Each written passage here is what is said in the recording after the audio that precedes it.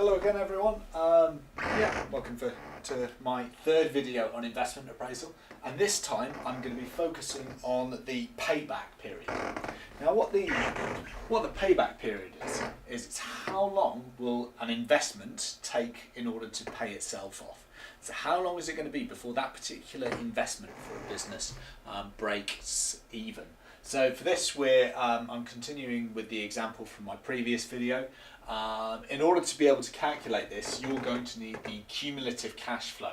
So if you don't know how to calculate the cumulative cash flow, I suggest you go and have a look at my other video just to recap that accordingly. We want to figure out what year and how many months it takes for this project to pay back on itself. So you can think of it as when will this investment start actually turning a profit. Things to consider. The first thing that we need to think about with this is what year does the investment pay back. Now, what we need to do is probably the most straightforward way of doing this is looking at our cumulative cash flow. When this turns positive, we know that the project has paid itself off. So, if we look at this, it's not paid off in year 0, it's not paid off in year 1, it's not paid off at the end of year 2, and it's more than paid off by the start of year 3.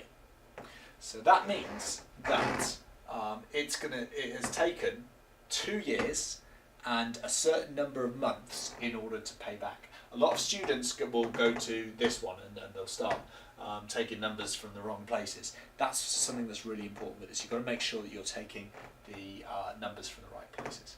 So it's not paid off in year 0, it's not paid off at the end of year 1, it's not paid off in year 2, but it has paid off by the beginning of year 3.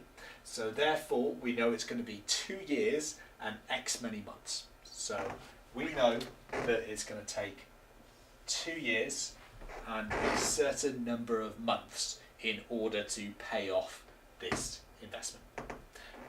Because we know that it pays off during year 2. Because it's more than paid off by the start of year 3. So anyway, we then need to work out the number of months that it takes in order to pay off within the second year.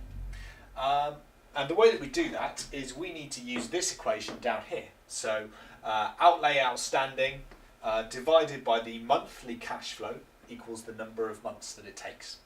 Now, in order to do this, we need to figure out what the monthly cash flow is during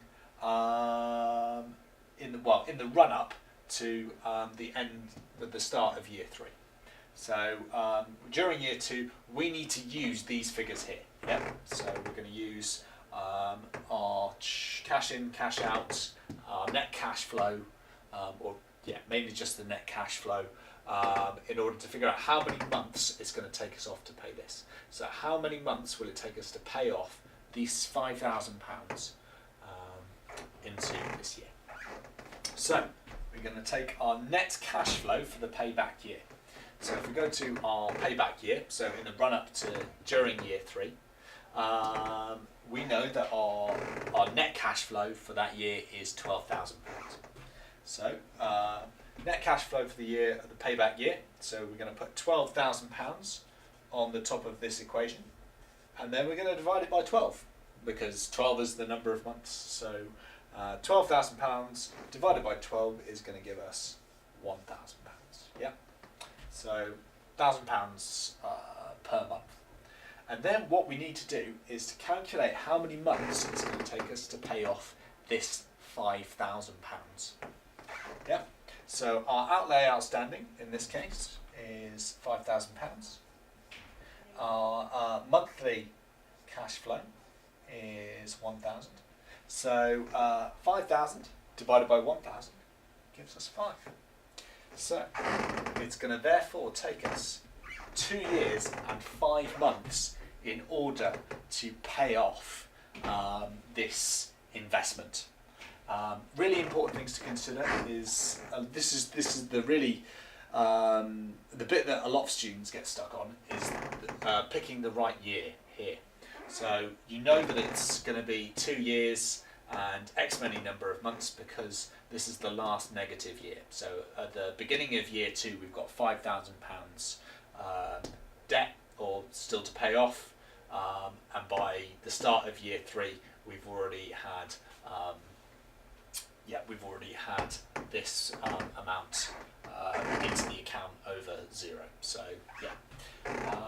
so that's really important that you make sure you get this bit right. So you know it's going to be there. Right, there are some pros and cons to this investment appraisal method. First of all, it's simple to calculate. I mean, it's relatively straightforward. We have had two essential division. So long as you can remember this equation, you should be able to calculate this relatively effectively.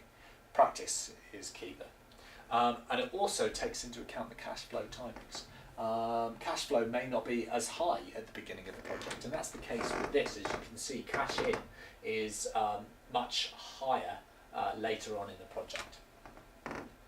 However, there are some negatives. It's not all fun and games with the payback period. It does not measure the profit from the investment. It only tells us how long it's going to take to pay off the investment. Now, it's possible that if the cash flow is very poor in the later years, the investment might start losing the business money. So it might actually fall below its payback period. It might be a couple of years down the line, the business might stop making money on it.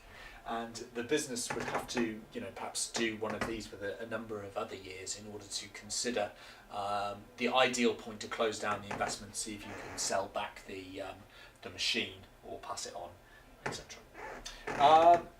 It does not consider what happens after payback. So after payback, the investment might become significantly more profitable, or, as with the previous thing, we might end up being in a situation where it actually starts losing the business money. And also, it encourages a short-term approach.